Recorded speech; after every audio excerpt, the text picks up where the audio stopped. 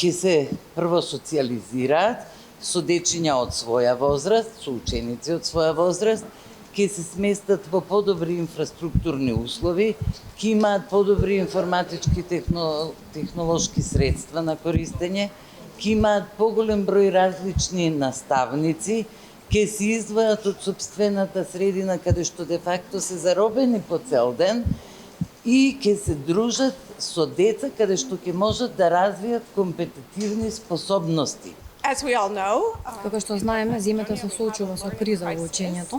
Според последните PISA оценувања, знаеме дека над 2/3 од учениците имаат лоши резултати во читање, математика и науки.